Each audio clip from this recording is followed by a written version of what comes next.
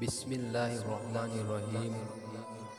Nahmaduhu wa nusalli wa nusallimu ala rasulihil karim, hamidan wa musalliyan wa musallima. Segala puji kami panjatkan kehadiran Allah Subhanahu wa taala, serta memohon salawat dan salam ke atas Rasulnya yang mulia, para sahabat dan para pengikutnya yang mempertahankan perjuangan agama yang benar. Rasulullah Sallallahu Alaihi Wasallam telah memberikan kepada kita bagaimana caranya agar ibadah kita diterima Allah Subhanahu wa taala melalui hadis-hadisnya.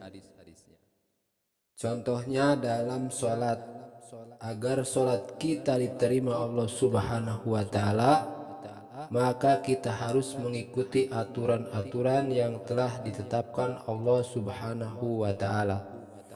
Jangan kita membuat peraturan sendiri hanya karena urusan dunia. Jangan sampai salat kita tunda-tunda.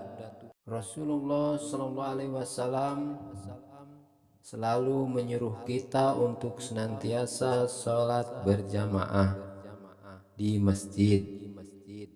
Karena jika kita selalu sholat berjamaah di masjid, banyak sekali keuntungan dan keutamaannya. Satu langkah kita menuju ke masjid akan Allah naikkan derajat kita satu tingkat. Ini hanya satu langkah. Coba jika semakin banyak langkah kita, sejauh itu pula derajat kita di mata Allah Subhanahu wa taala. Ini baru langkahnya. Ada lagi dari segi dakwahnya. Karena kita mau ke masjid, pasti melewati beberapa rumah atau berpapasan dengan orang di sekitar kita. Orang tersebut pasti akan melihat kita yang sedang asik bermain atau ngobrol atau ngomeh HP, maka orang-orang tersebut seakan diingatkan, oh ini sudah waktunya sholat, mari kita sholat. Nah, itu adalah sebagian keutamaan berjalan ke masjid untuk melaksanakan sholat berjamaah. Sebenarnya masih banyak lagi keutamaan-keutamaan yang lainnya. Hal ini ditegaskan melalui hadis yang diriwayatkan oleh Abdullah bin Mas'ud radhiyallahu anhu berkata, barang siapa yang ingin menemui Allah pada hari hisab sebagai seorang muslim, maka hendaknya dia menjaga sholat yang 5 waktu di mana azan dikumandangkan, yakni di masjid. Karena Allah Subhanahu wa taala telah menunjukkan jalan-jalan untuk mendapatkan hidayahnya atau sunanul huda kepada Nabi kalian Sallallahu Alaihi Wasallam. Dan sholat berjamaah adalah sholat salah satu sunanul huda. Apabila kalian sholat di rumah-rumah kalian seperti orang yang biasa mengakhir-akhirkan sholat dan mengerjakannya di rumah, berarti kalian telah meninggalkan sunnah Nabi Shallallahu Alaihi Wasallam. Dan seandainya kalian meninggalkan sunnah Nabi Shallallahu Alaihi Wasallam, niscaya sesatlah kalian.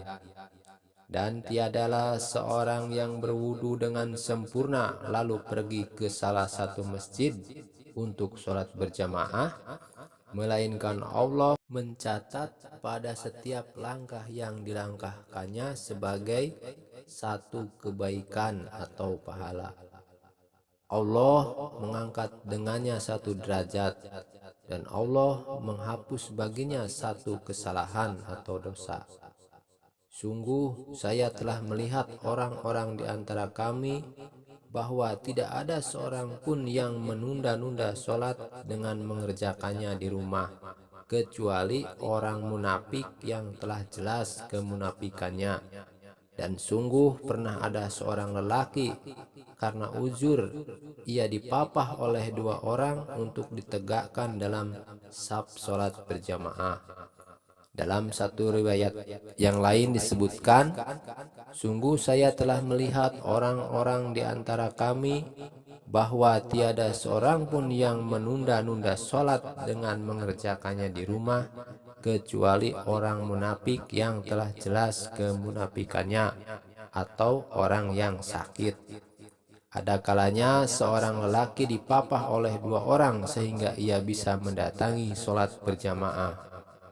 Ibnu Mas'ud berkata, sesungguhnya Rasulullah Shallallahu Alaihi Wasallam telah mengajarkan kepada kami sunanul huda, dan sesungguhnya sholat berjamaah di masjid adalah termasuk sunanul huda. Hadis riwayat Muslim, Abu Dawud, Nasai, dan Ibnu Majah.